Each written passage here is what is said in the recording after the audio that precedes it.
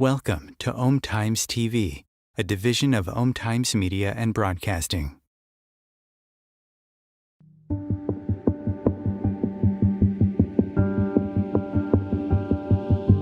If you're looking for visionary conversations that push the boundaries of everything you thought you knew, welcome to Conversations Beyond the Cutting Edge, where every month, veteran broadcaster, author, and media consultant Sandie Sedgbeer invites two leading authorities from distinctly different fields to engage in a deep dialogue focusing on the latest discoveries, information, and insights on some of today's most provocative metaphysical topics.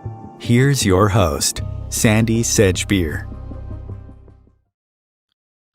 Hello, and welcome to part one of this month's Conversations Beyond the Cutting Edge with transformational speaker, consciousness researcher, life coach, and best-selling author Cynthia Larson, and sociologist, writer, researcher, and co-founder of World Shift International, Kingsley L. Dennis.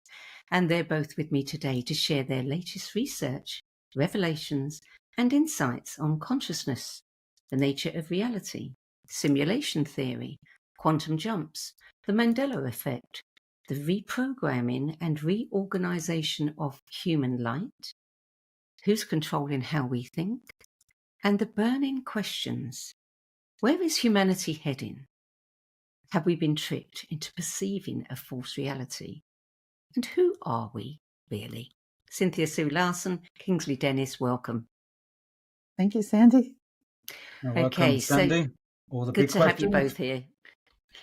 So to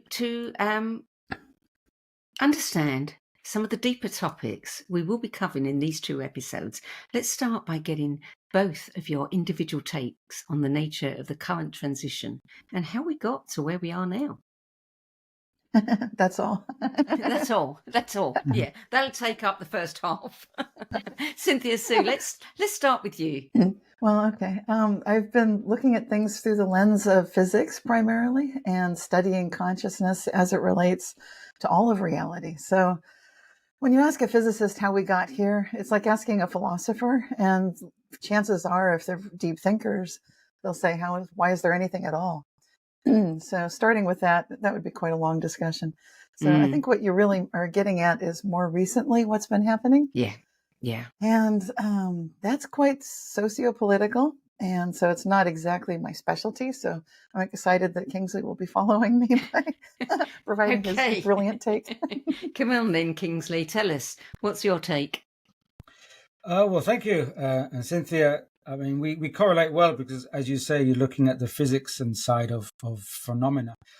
Yes, I tend to look at the social side, but I tend to try to look at the bigger picture, not just the minute details. I mean, socially, politically, there's a lot going on. I mean, part of it is because, well, we're in a kind of social transition where we're going from a localized kind of network gathering communities into a global one, and we've been going that for a while because the way that our nation states and our cultures have been expanding across the globe now with communications. But of course, in the past, all civilizations, all cultures have always had a grand narrative, a narrative which sustains the culture, or you could say programs the culture, or conditions it. It gives each culture and civilization a picture of their place in the cosmos, their place in the world, and their place in their localized communities.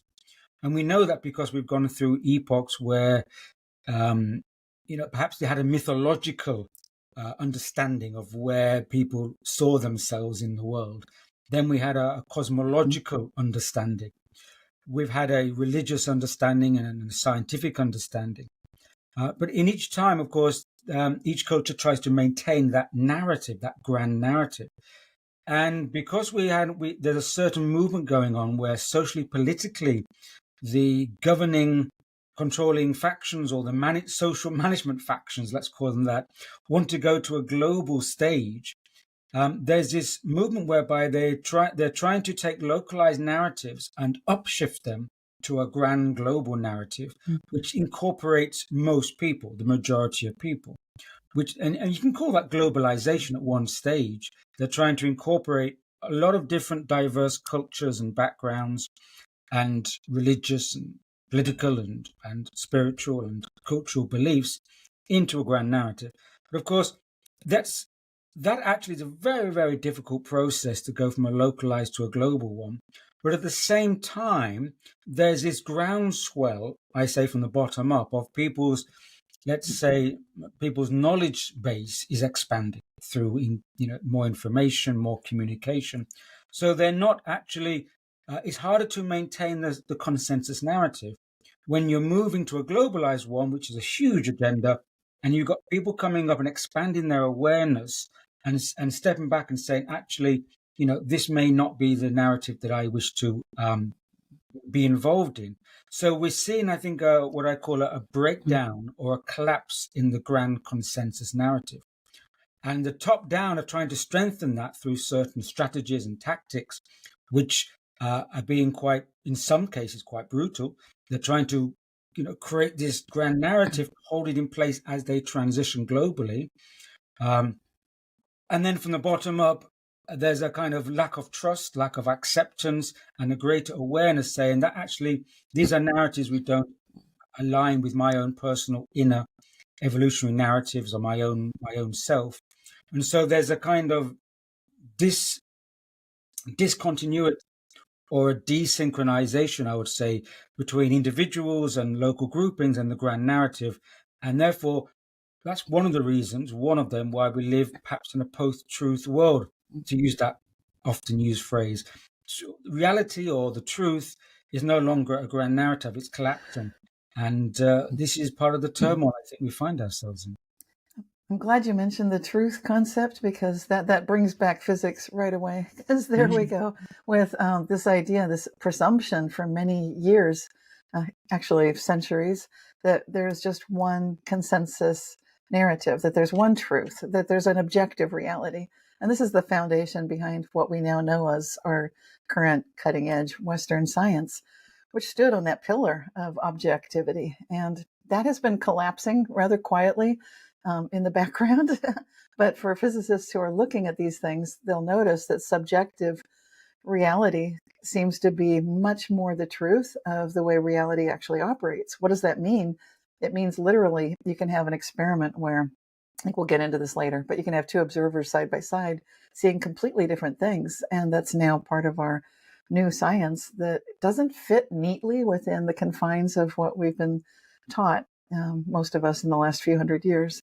And so there's a big change happening, which I love the way you write about it, Kingsley, in your book, The Inversion, because you get into the way that there's this topsy-turvy quality going on, this sense that things have been pushed forward, maybe forcefully in some cases, that do not necessarily match what those of us studying the real objective, I'm calling it objective truth, the truth that we can all agree on. What if objectively we're saying that there is no such thing as true objectivity and our best observations will be made locally? Then what does the new global narrative look like then? And that's a question. Can I just add to that you're always talking about reality, and you say, Kingsley, that reality is broken. But if there is no such thing as reality, how can it be broken? Well, it's broken at this level. I mean, that's quite a crude statement, but it's trying to encapsulate a lot in a short phrase, that reality is broken. I often refer to our reality that we're sharing here as the lesser reality. And I suppose that goes along kind of Platonic lines, where Plato was saying there's a kind of grand reality out there, like, the allegory of the cave. And so there's a grander reality out there, the pure forms and ideals. But we are witnessing a kind of replica of that, or a lesser form of it, which we may get into also with themes of the simulation hypothesis. And so that, again, that lesser reality, or now we can call it the subjective reality, has been held together by these narratives. Because if everything is subjective, then it's a kind of participatory narrative. And I think it was the physicist Wheeler. You should correct me, Cynthia. Who said we live in a participatory universe. Yes. I'm not. I need to brush up on my quantum mechanics. So with that in mind, when I say reality is broken, I think I'm referring back to the consensus reality that we've been trying to get everyone to agree with, and now we're not in agreement, and there's a contestation over trying to agree what this subjective reality, how it should operate. And I think that's dominating a lot of the events we're seeing around the world. And another thing to think about with this subjective concept is if you look at the delineation between the causal area where we can be at cause, which is something that both Kingsley's new book gets into, and so does mine, the Mandela Effect in its society, and the inversion. So both of these are looking at similar topics, really, looking at the way that this causal area, if we are pure consciousness, and if consciousness is primary, which a lot of physicists would agree with, including, I think, Wheeler, Einstein, lots of cutting edge physicists would be saying consciousness is primary. It's fundamental. You can't get behind it. Then there is this causal area. And that seems like the inversion seems to be the case where we're putting the effects ahead of it's like the cart before the horse, not really acknowledging that there's a whole causal realm and that we are able to implement changes to this causal realm through the realm of ideas. I'm sure you're both familiar with Carl Kalleman. I know you are, Cynthia, because I've been reading about it in your book. But I've interviewed him many, many times, and he talks about the global mind, and he talks about the fact that the global mind is informing us, and we are constantly informing it.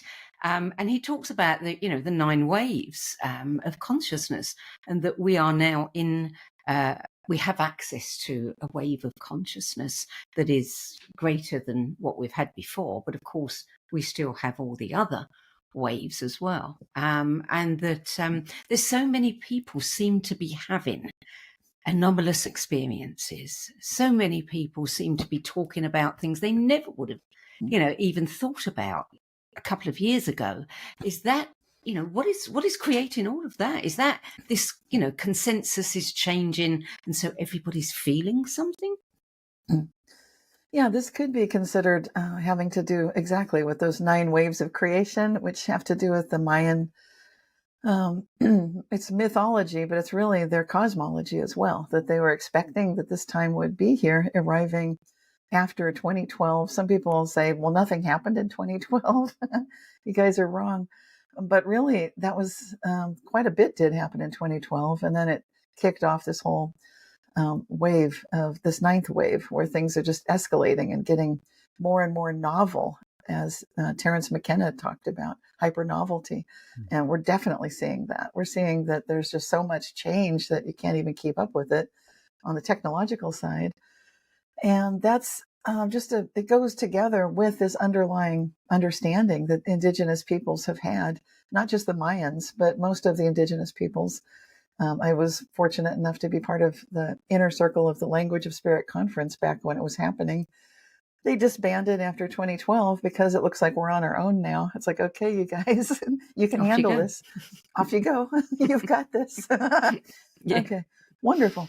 But anyway, what we were hearing prior to that time was physicists, linguists, and indigenous elders were getting together in conversation, a very Bohemian dialogue, where we would talk about a topic and it would possibly seem to go in circles, but it would come around back to the original idea.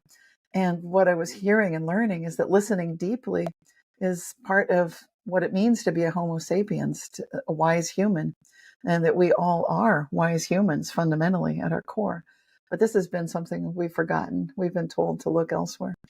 And so this time of great tumult that Carl Kalleman writes about with the 9th wave, that the indigenous people the world over have been expecting, we're in the thick of it right now.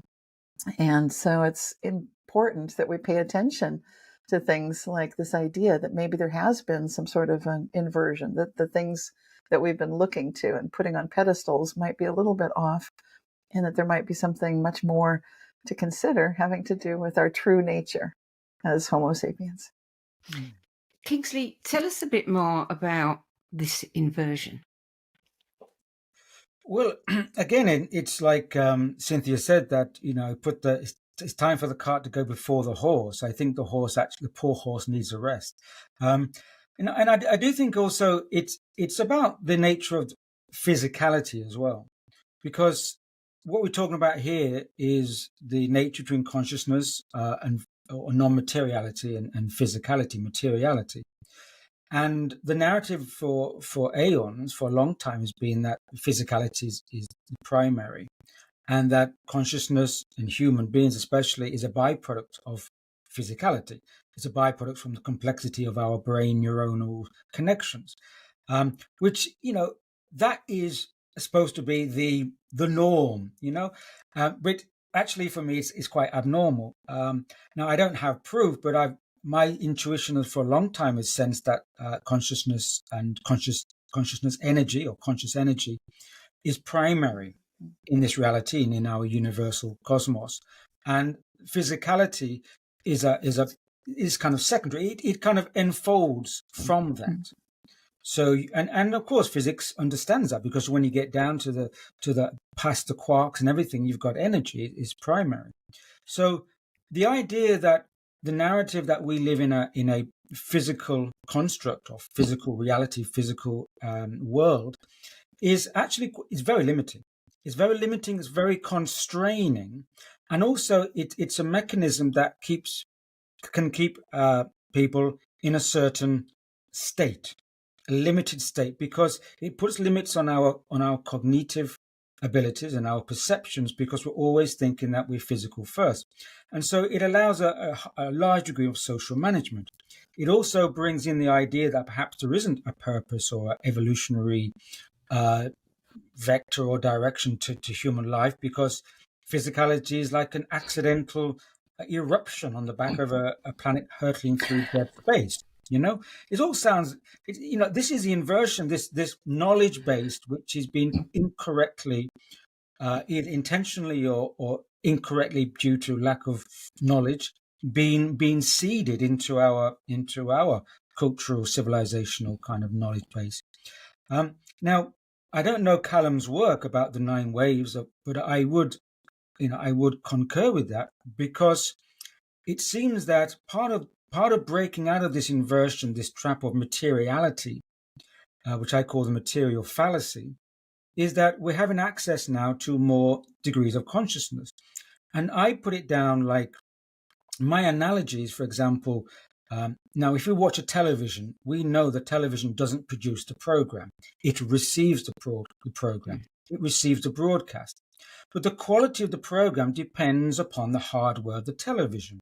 So back in the day when we all had our small black and white TVs, the picture, doesn't matter how the picture was sent, we could only see it in black and white.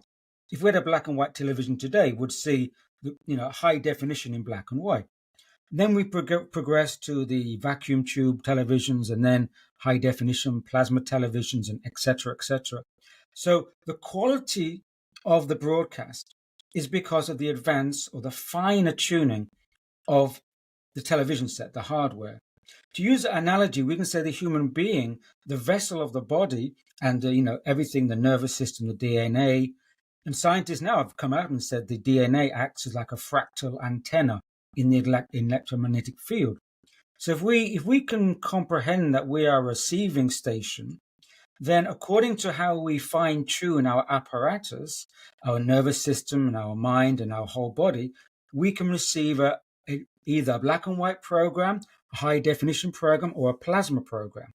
So we now have access to those different waves of consciousness, because I think we are retuning our ability to receive those broadcasts.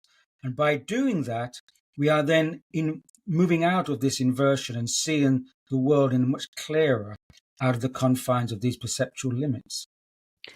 What is driving this kind of expansion, recalibration? It's hard to say for sure, but I think, just to give a brief answer before I pass it to Cynthia, is that we're not just we live in many different environments. We live, of course, in terrestrial earthly environment, which is in a cosmic environment. And I think we're receiving energies on many different levels. So if there's a shift in solar radiation, if there's a shift in radiation from the cosmos, from gamma rays and plasma radiation, all these can affect the frequency of life on this planet and the human nervous system and can recalibrate. So that possibly could be some part of this retuning of receptivity on this planet. And we are going through a transition in many ways more than just social political, I think on a much planetary way. And I think there's all involving levels of different kind of recalibration of energies. And some of that is most likely going to have an electromagnetic effect on the human body's nervous system. I don't know which one of you wants to answer this one, but I mean, Carl Kalleman would say then that, we are actually creating this change. We may not be aware of it. We may be unconscious, but we are participating in making that happen. A lot of other people will say things like, well, someone else is making it happen. Right. The ETs up there in their craft, or, the cabal, or, Illuminati or something. I mean, what's your take on that, Cynthia? Yeah, this looks to me like it's clearly something that is collaborative with consciousness itself, that we as Homo sapiens, wise humans, we're collectively awakening. This is a great awakening, and this definitely ties in with Carl Kalleman's ninth wave concept. And right now, according to a lot of mythological traditions, we are moving, like the Hopi say, from the fourth world to the fifth. If you look at the fourth world, I think it's significant because they say the world has ended many times, that there's been a great flood, and so on and so forth. And clearly it looks like we're in epical times right now. And we need to rise to the occasion each time there's this sort of a challenge and recognize the truth of who we really are. And to me, the four dimensions of, three dimensions of space, one of time, that's an interesting synchronicity with the fourth world. Moving into the fifth, which would require then, one would expect, some sort of analogous growth phase, which could be uncomfortable for humans to move from 3 dimensions of space into 4. I'm bringing up this dimensionality concept because that's where we start to recognize, wait a minute, if we are capable of interacting with a higher level of conscious agency in a dimensional way that suddenly gives us access, for example, to instantaneous knowledge of something that's, some spatial distance away. And that is exactly what happens when you go from like flatland of 2 dimensions where you're just on a flat piece of paper. I'll have a Post-it here. So if you're on flatland, and I'm not in flatland, I can look down on flatland and see the floor plan, and I can see Mr. Circle hiding from Mr. Square. I know Mr. Circle's in the closet. How do I know all these things? Because I'm not on flatland. I'm 3 dimensions of space moving through time. And so I've got an advantage. The reason I bring this up is because then this whole matter of who is they, who are the programmers running the simulation, who are the dreamers having the dream. All of us are, but we need to claim those elements of dimensional conscious agency that some of us haven't really practiced with. We don't have that much experience with. And to me, it's clear that things like the Mandela Effect, where we notice history just changed. Nelson Mandela, didn't he die when he was incarcerated? People do remember that he died in 1987, but somehow he was alive again. And that's just one of many so-called Mandela effects, where the past looks like it's changing. These are indicators. And most of the young people now, the Generation Z, they know what the Mandela effect is. I just have to explain it to people over a certain age because it's not part of their language. They don't yet know it so implicitly. And we're going to see that the younger people are much more aware that reality shifts when consciousness changes the physical world. And that's absolutely true. So this is that cart and the horse situation again. So, the Mandela effect, is this a sign, if you like, evidence of the fact that people are, their consciousness is changing, it's different, it's expanding, etc., and they're aware of so much more than they were before? certainly presents that possibility. We're at the juncture right now where there's still controversy about what's causing the Mandela effect. I mean, to be perfectly honest, I can tell you what I suspect it is, but right now, people sometimes are pointing their fingers at CERN and the Large Hadron Collider, and I'm laughing. But there is a lot of energy in that device. So, is it possible that they could be experiencing some anomalous situations there? Absolutely. But when I look for evidence of the Mandela effect, I see that it goes back centuries, and therefore, I would recommend considering that as well. That yes, the technology can sometimes move us forward, but as Kingsley was referring to just a minute ago, the material world, if you look for consciousness in the neurons, you're not going to find much there. If you look at it in the DNA, it's more likely that you'll find, as Kingsley mentioned, that the DNA represent antenna much more than they give all the instructions necessary to describe who Kingsley is. Could I clone a Kingsley? No, I don't think so. I wouldn't want to do such a thing, or a Sandie. No, unthinkable. You guys are completely unique, and I admire and respect you so much. And there's no way that some simple physiological process could possibly ever bring forth something as miraculous and magical and amazing and inspirational as the two of you are. I've just been reading The Mandela Effect. I've read a lot about it in the past, but I've been reading your latest book. And, there are many people who are complaining right now, more than I've ever heard, of having memory issues. And, people will say, well, the Mandela Effect is just your poor memory. You think you heard something like that. And I don't know what's really happening with people's memories, but I do know that more people, including me, are having all kinds of, wipeouts of memory. Kingsley, have you had any experiences of the Mandela Effect yourself?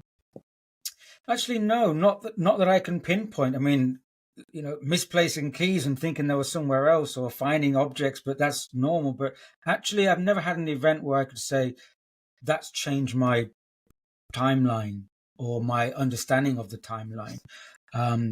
So, I mean, there's been glitches where I thought I had a different, I remember a book or a film differently, but nothing specifically where I say that is definitely shifted from my memory. So, so I have to be cautious and say I cannot be 100% sure that I have. Mm. Well, I'm really not sure what to make of the Mandela Effect. I mean, I've had experiences where my sister, for example, would tell a story that actually happened to me, but she'd tell Yes. it as if it happened to her. And now I'm thinking, well, did it happen to me? Maybe it didn't happen to her, So the whole memory thing becomes very loose in those situations. That's a great example, because when we talk to someone that knew us many years ago, that's frequently a time that these mismatched memories pop up. And so there's like a misalignment. So your idea of what historical facts are is quite different from someone else. And so that's a great intro to the Mandela Effect. It's such a personal change. Isn't it also true that when we hear something enough, sometimes we take it on as a memory, and it's not a memory, it's just something we heard? That can be true, yes.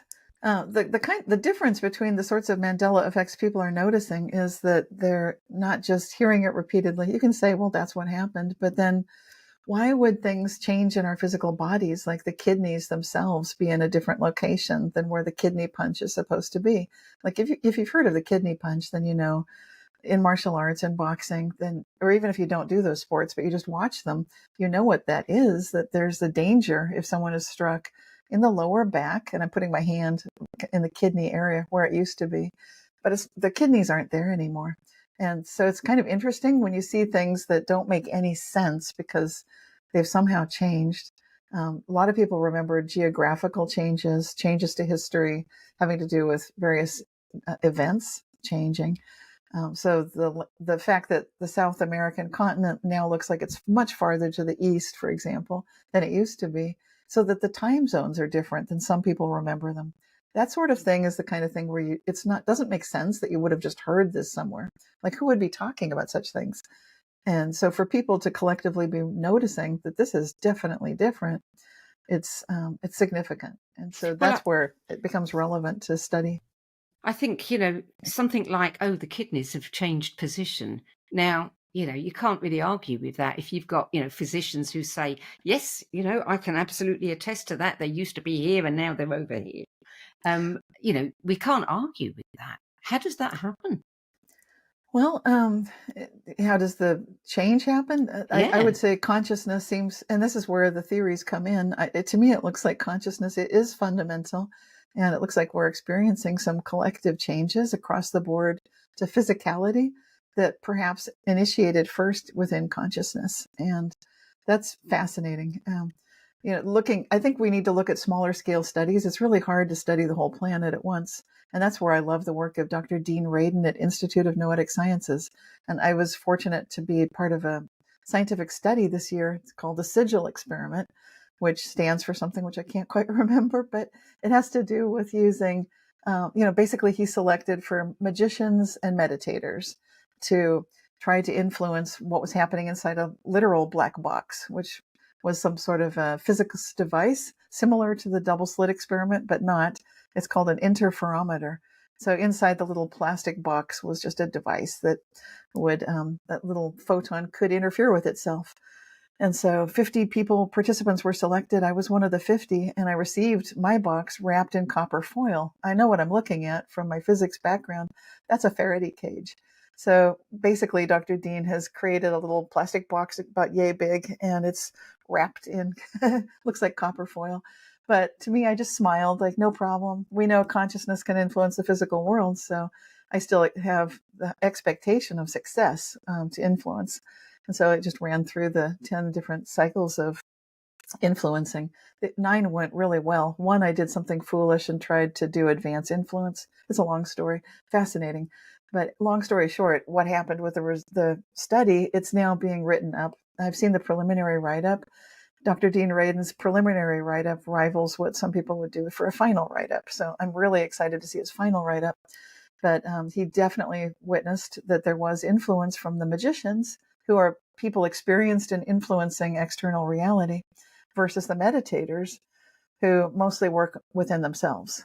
And so this sort of small scale study is going to give us I think the facts, the evidence that people like yourselves would want to see, Sandie and Kingsley. And of course you'd want to see where's the research going? What do we have to show that such a thing is possible? And so stay tuned. That reminds me of the research that was done with the power of prayer with women, who were having IVF, and it was incredibly successful, except some people actually said they didn't believe it. And that's scientists who had looked at the data and said they couldn't fault the data, but they couldn't believe it. They just could not make that switch, that perceptual shift and believe that something like that should happen. And that's a whole other subject, but we can talk about that. It ties right later. In with what to me it fits with what Kingsley writes about in the inversion. I would expect people to be going along with that inverted worldview, like, well, this makes no sense. Yeah. Yeah, well, it's no coincidence that we're seeing more occurrences of people coming forward about the Mandela Effect, because the nature of reality, or the background of nature of reality, is more or less being constant. But why now? Why is this coming forward? And I think that's part of the whole shift we're going through, is that there's an awareness rising up that actually, as you said, reality is more fluid than we've ever acknowledged it to be, or that we've been told it is. And we as human beings are more participatory in the nature of that reality. And so now really the Mandela Effect, it goes back to, as you say, like a belief set. You are more willing and allowing to understand the Mandela Effect if your understanding of reality is more flexible. Now, if you're tied into that main belief set conditioning of physicality being primary, then you're not really open to the Mandela Effect. So you see the Mandela Effect and all these ideas of this phenomena is like a subgenre underneath the main theme, which is, what is your understanding of the nature of reality? That's the crux. And once that starts to shift, then it has a kind of domino effect. And you start to see that actually all these other sets of phenomena that occur in our conception of reality is more likely and more possible. So if I just quickly jump back to an earlier question from Sandie by saying, who's doing this, who's involved? Well, my understanding is that it's many different participants, and that's the key. Reality is co-participant. Now, if there's a certain section of humanity, let's say, now what I often do is I put forward a hypothesis, and then I test it out as a thought hypothesis. Does that account for certain things we're seeing or not? So let's say one thought hypothesis could be that there's a certain minority or grouping of people on this planet that have a high knowledge of the nature of reality. And they know exactly how reality can be influenced. And they know, of course, therefore, people have more power than we've been told, because individually we can participate in that reality. But if this small group of people want to ensure that reality goes in the direction they want it to go in, and they want to control their version of reality, then they want to keep the majority quite dumbed down, so they're not open to receive other information and to activate their power of participation in that reality. Then you've got a more difficult situation. So I think this rising of what we term anomalies, which really are not anomalies, but they are in this old reality set, it indicates that more and more people are being open to questioning and participating in the nature of the fluidity of reality. And this is what makes this moment in history for humanity so pivotal, because humanity can actually, for the first time in their known history, actually engage in the mechanism of their own evolution, rather than being at the kind of receiving end of evolution, not having no say in it, no participation. So really, I think we're going in a struggle. We're in a struggle or contestation for the future pathway of human evolution, according to how these events and this knowledge unfolds in the coming years. That's an exciting place to go to break. You're listening to Conversations Beyond the Cutting Edge. I'm Sandie Sedgbeer, and with me this month are transformational speaker, consciousness researcher, life coach, and best-selling author of Quantum Jumps, Reality Shifts and the Mandela Effect, Cynthia Sue Larson, and sociologist, writer, author, researcher, co-founder of World Shift International, Kingsley Dennis, who's written and published over 24 books, including New Consciousness for a New World, The Inversion, How We've Been Tricked into Perceiving a False Reality. We'll be back with more from Cynthia Sue Larson and Kingsley Dennis after this break.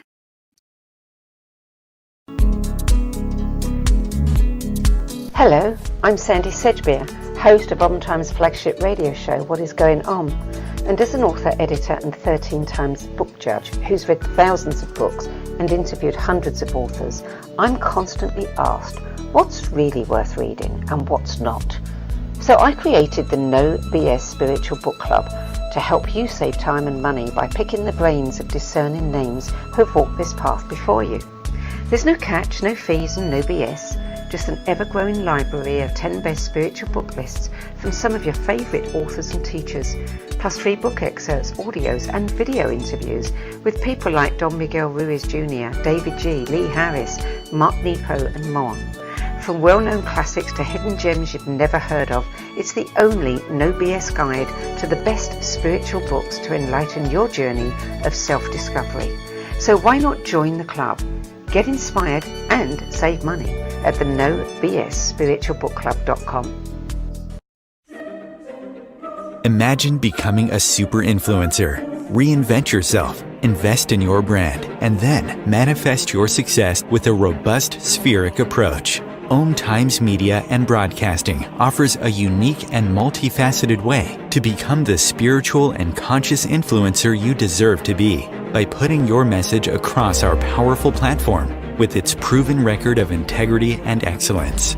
Through our produced shows, Times offers the opportunity to become a social media TV personality, a radio show host, an Times magazine columnist, and a syndicated podcaster, all in one shot. By live streaming your show on Times TV and broadcasting it across the extensive Times radio and TV networks, you become more than a host. You become an ambassador and a force for positive change. Om Times. Open yourself to the possibilities. Everything that we do, we can do in a contemplative manner. Through the art of contemplation, you can use the gene keys in a really powerful way. Gene keys is basically the code book of life. In the gene keys, the book is made up of these 3 levels: shadows, gifts, and siddhis. And the journey is through those 3 levels, kind of unpicking of the shadow states, the releasing of the gifts, and then the embodying of this higher consciousness called the siddhi. And the siddhis are very exalted words. And it's not like we kind of suddenly are all these exalted Christ-like beings, but we have flashes and illuminations along the journey. And the more we get stuck into the journey, the more illumination comes to us, because the more we're releasing the light from in these codes inside our DNA. So all those revelations are inside us. So the contemplative way is the inner way.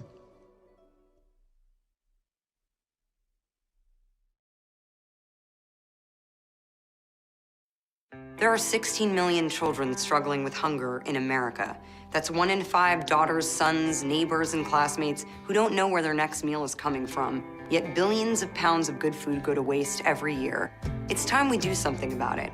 Feeding America is a nationwide network of food banks that helps provide meals to millions of kids and families in need. Visit feedingamerica.org to help them feed even more. Together, we can solve hunger. Together, we're feeding America.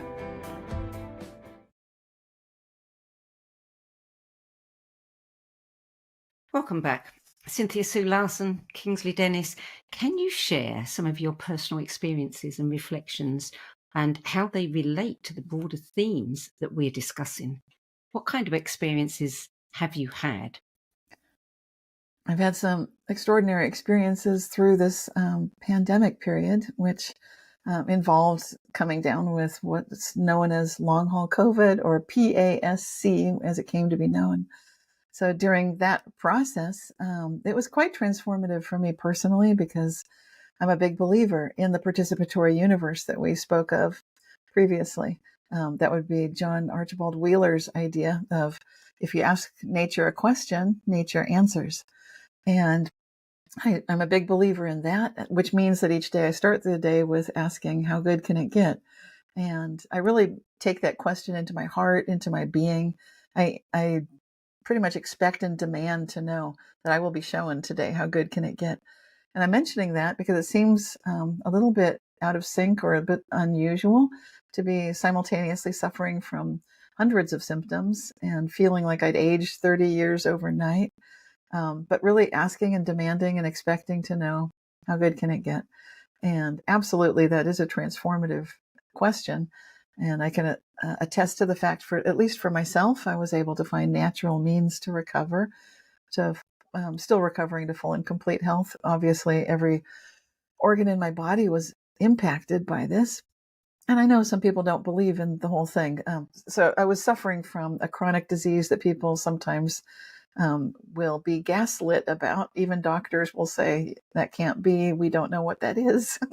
So it was a really interesting experience. And I still feel like the people afflicted by that are my people. I feel like I know what it feels like to go in and have all your medical tests run through and look perfectly normal, yet not be able to stay awake, have dozens of neuropathies and so on and so forth. Anyway, long story short, I was able to recover. I do recognize, as we've been saying, and as I totally believe, consciousness is fundamental. I will run my life that way. I will insist on asking that ridiculously Pollyanna question, how good can it get? It's not because I have not gone through difficult times. No, it's road tested. It's interesting because, people have different opinions about COVID, and I know many people who saw it as some kind of spiritual experience, because on another level, it made them question so many things. And, it happened to me. I had to question, do I believe that I have the power to have the vaccine that I didn't want to have and not have it affect me in any, negative way at all? And I had to sit and think with that one, because we all think, oh, yes, we're spiritual beings, we're creator beings, we can do this, but we don't know until we're tested. And I think that COVID tested an awful lot of people in many, many different ways. What was your experience, Kingsley? Well, in the last few years, I think my individual experiences have perhaps been mirrored on a larger scale as well. I think the last few years since 2020 have been phenomenal in this process of shifting perceptions and awakening people. I've had my own intuitions and perceptions for many number of years now, but of course it was a lonelier world out there before. And I think there's certain trigger moments in society that we've been going through, which have been like activation points. And in recent history, we can call 9/11 as one trigger point or activation point, which made people question more things about the nature of reality and the nature of what they've been told, the nature of trust, the nature of human relations, and many more things. In the last few years, my intuition has, I felt more in line with my intuition, and that helped me to step back and see society a bit, more as an observer, and also to make me realize, and just as you brought this up, Sandie, that it's very, very much a spiritual experience that we have to retune with. My sense is that, and this is helping us break from this confinement of the physicality. And my experience also is that my own intuition is sense that actually what we're going through is very much primarily a spiritual contestation. And that we see the physical events happening around the world, and they're very traumatic, and they're despicable. And I call it the theater of the absurd, because what we're seeing is quite absurd. It's inhuman. And also, it makes me realize more that the events behind that, I think, lie primarily more on a spiritual or non-material level, which my own experience in the last few years had made me question the reality of evil. And I think that's quite important to put things in perspective, and also to try to grasp what is the nature of evil. Is it something intrinsically evil in the universe, or in play, in flux, in reality? Or is it a certain type of energy or force which is necessary to provide friction for human evolution? So my experience has been trying to relate and connect and try to comprehend the nature of what I call the entropic forces, or in evolutionary forces, and how they connect with the human condition and what's the influence of that. And I think I personally have seen many evil acts in play across the world coming through humans and their behavior. And the question is, are they acting from themselves or acting from other influences coming through the human body, human being, which again enlarges our conception of reality to incorporate other beings and intelligences. And once you start to enlarge that, you really go down the rabbit hole. But I think it helps you to navigate the world with more resources and more tools also. Cynthia, do you have anything to add to gosh, that? Yes. Oh, I'm so glad, Kingsley. Thank you, Sandie. Yes. Well, this is brilliant that Kingsley brought that up. Thank you, Kingsley, so much for mentioning that, and for your excellent book, The Inversion. All your books are brilliant, but I think this Inversion book is so timely. And in your book, you mentioned some of this concept that this sort of I forget what different people call it, but there are names for it. You mentioned that Carl Jung and Philip K. Dick are aware that there's this sort of interfering element that gets in between humanity and what we might call source. And it seems like it could embody evil, but it seems like it's so present, and it can really get into our daily lives and mess with us. And I was moved by that, because two of the people that you're mentioning in your book, Philip K. Dick and also Carl Jung, those are two individuals that I mention in my book about the Mandela Effect and its society, which is us, we the people. And those are two experiencers, as very early experiencers of reality shifting in front of their eyes. Carl Jung went to Ravenna, Italy. He was observing mosaic tiles that were extraordinary in baptistry.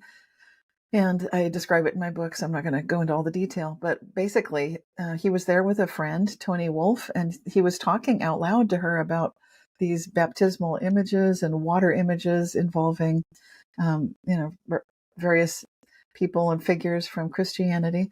But then later, when he wanted to obtain either go back and see it again or get a postcard or any kind of proof that it existed, it was gone. And so something he'd spent some minutes talking out loud and exclaiming over and committing to his memory regarding the colors and the layout and the size and the nature and the content of each of these mosaics, they were gone. The reason I'm going into some detail is because Carl Jung clearly was noticing a history that no longer existed brilliantly. He is the father of the word synchronicity that he was encouraged to coin by his friend Wolfgang Pauli, the physicist, and the physicist who's quite aware of the effect of consciousness, because Pauli, if he would go into laboratories, the equipment would stop working. So he had a very strong, effect there. And then Philip K. Dick is another experiencer of the Mandela Effect, because he knows what it feels like to go to a room and try to flip the light switch on, and your motor memory doesn't align any longer with the reality you're in. He was obviously an experiencer of this phenomenon. And also these people are extraordinarily important because they both bring up the ideas you're talking about, which I think might have perhaps an earlier form as known as the egregore. So I'm just going to hand it back to Kingsley, because I think you're an expert on this, Kingsley. I'm an expert on nothing. I appreciate your confidence in me. It's interesting that it's quite serendipitous that we both brought up Jung and K. Dick in our recent work. And I'm particularly drawn to K. Dick because he dealt in popular culture. And generally, we tend to look at the experts or the scientists, the people of academic or research background to give us some indication. And Philip K. Dick often used to say that you could find bits of divine treasure in the garbage dump. That was one of his phrases, by saying, and I think he did very well by putting information into popular culture. And at the time when Dick was writing, the 50s, 60s specifically, he was writing what was known as pulp fiction. So it wasn't really kind of literary, what's seen as literary credibility. Now, Dick is very interesting, and I think he was one of the earliest people that I've come across to actually publicly state that we are living in a matrix simulation. And I think there's a popular video of him from an interview at the science fiction convention in France. I think it's 1976. I think it's the Metz conference. Yes. And it is, there he is in a grainy colored kind of handheld video, and he's saying that he feels that all his books are really writing about the same thing, but that what his books have been doing is he's picking up on residual memory from a different timeline, and that residual memory is coming into his book. So when he's writing about different scenarios and different kind of cultures and that, it's not pure fantasy. He says it actually is another timeline. Interestingly, he says, and we can go into this also afterwards because it's very Gnostic and it brings up the demiurge and the egregore. It's a long story, but Dick, I'll make it short. Dick was saying that he felt that there was another reality previously which was more tyrannical than our present society, and he named that the Black Iron Prison. That was his name for it. But he says that somehow humans fought back against that tyranny and they changed the variables of their reality. They changed the variables significantly enough to imprint a different reality, which is our present one. So that means a couple of things. One is that reality is fluid and that it's reliable on certain variables of the program being in place, which means if enough people can change the variables, you can actually shift that reality. And so Dick was actually outlining this, and therefore he said, if we can change the variables of the reality, it makes it seem like a program. Therefore, we have the understanding of a simulation hypothesis. And also it makes sense about the Mandela Effect, means that some of the variables have already been changing, and people are picking that up, the glitches in the program. So Dick is very interesting in that he brought that up in a very kind of casual way without perhaps realizing the import of his insight there. Yeah, that was just brilliant. And he, the title of it, I believe, was "If you think this world is bad, you should see some of the others." Yeah. So it gives us hope that we're not living in the worst possible version of the program, and that it can change. So, however bad the future looks like it can be, it's not written in stone. Well, tell that to all the people who say, when I leave, I'm not coming back to this planet, I'm going somewhere else. That's what we say every time we leave. I'm sure. We always think, well, I'll give it one last try because maybe I can change it this time around. So we keep coming back. So. Yeah, do a better job. Maybe I can have those long legs after all. Yeah. So we've only got about 7 or 8 minutes left. A couple of questions. I mean, you have such a wonderful way of titling all of your books. They're all so compelling, the titles and the subtitles, Kingsley. Couple of questions. Who is controlling how we think? And that's the subtitle of one of your books, I know. Yeah, thank you. I'm not always good on title. I think I go through various variations until I just say, right, that's it. I'll stick with that one. Well, who's controlling? This is the thing is that it's like the Russian doll analogy, the Matryoshka dolls, where you get the Russian doll, you take one off and you got one inside, take one off. So according to our state of perception, we're going to perceive the answer to that differently. So, on one level, are we controlled? Well, of course, because, to live in a society this large, you need social management. You need institutions of control. But of course, we know that if you take it off another doll, that these people or groups in charge of those institutions or responsible for them, they are not in charge to the degree that they may think they are. But there are always forces and influences. So the question is, where does the book stop? And that may be a question we need to get more time to. Maybe we go into the next session, talk about Gnosticism and the demiurge.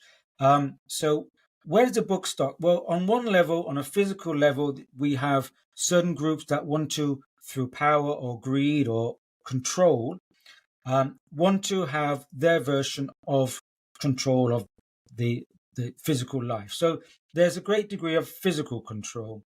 But I would say, because we live in a non-material, spiritual, conscious, energetic cosmos, there are also other forces in play, and I think these cosmological, mythological forces.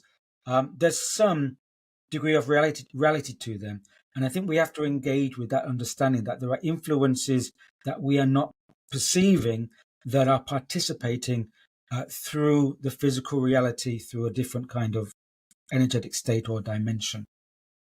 Mm-hmm. Well, one last question I want you both to address is, where do you think that humanity is heading? Cynthia, would you like to start? Well, I'm an optimist. I'm the one that keeps asking how good can it get. So obviously, and I keep referencing, we are Homo sapiens, wise humans. We are about to live up to this name, and we're about to bring it to a higher level of conscious agency than we've collectively or individually ever fully known. I mean, we've seen legends representing that. We've seen possibility of quantum superpowers, such as being able to spontaneously heal. These are things that our shamans of the historic, history have definitely had these powers. But now we will have those powers too. Telepathy, bilocation, spontaneous remission of disease, being able to envision that the world could be better, and then seeing that it can be, that we can collectively co-create that we know that consciousness is the primary agency that we have, and really start seeing that in the physical world a great deal more. So this can be a golden age. I see that coming. Do you think that will happen in our lifetime? I think some of us are seeing it already. And so it's one of these gradual things. It's like a bell curve. I'm already seeing it. So I'm seeing physiological changes in myself. I splashed boiling water on myself and I didn't even get an impact from it. I'm not getting sunburn from the sun. Things are changing. And so I think if you know that it can happen, you're going to see more of it, obviously. So I think our younger people are going to be the ones that see the most of it. they don't have the same bias instilled in them by our educational systems and all the training that we got, that we're the beneficiaries of. So it's good to have the beginner's mind here when you're at a pivotal change point like we are right now. Kingsley, where do you think we're heading? Well, I'll concur with Cynthia in that. Likewise, I'm an optimist. I think if to be human, optimism helps. I think humanity is a very noble species, and we haven't yet perhaps fully understood or recognized our nobility. Now, I think where we're going, it is a point of evolution, and which makes me perceive the current events that we're experiencing, as I mentioned, a kind of activation trigger. Because if you need an accelerated moment of development on the evolutionary direction, evolutionary vector, sometimes you need to be squeezed. And I would say that humanity does need to evolve right now, because if not, we could delay or stagnate to some degree. So we may need a bit of an evolutionary trigger point to squeeze us into accessing latent, dormant faculties and organs of perception that haven't activated yet. So I think we are going through a bottleneck, which is necessary on the evolutionary journey to activate latent capacities and organs of perception to take us into a psychic revolution, as Cynthia laid out for humanity. Well, yeah, and trying to get through any bottleneck is a very painful process. It is. Yeah. Okay. Well, Cynthia Sue Larson, Kingsley Dennis, thank you both for joining me today. And I really look forward to seeing you both again in 2 weeks for part 2 of this conversation. It's a pleasure. See you soon. So for more information about Cynthia Sue Larson's books, events, Reality Shifts newsletter, and the Mandela Effect, visit realityshifters.com. And to learn more about Kingsley Dennis's books, articles, videos, and podcasts, visit kingsleydennis.com. I'm Sandie Sedgbeer. You can join us for part 2 of this conversation, Beyond the Cutting Edge, on Tuesday, November the 19th at 12 noon Eastern Time. We'll see you then.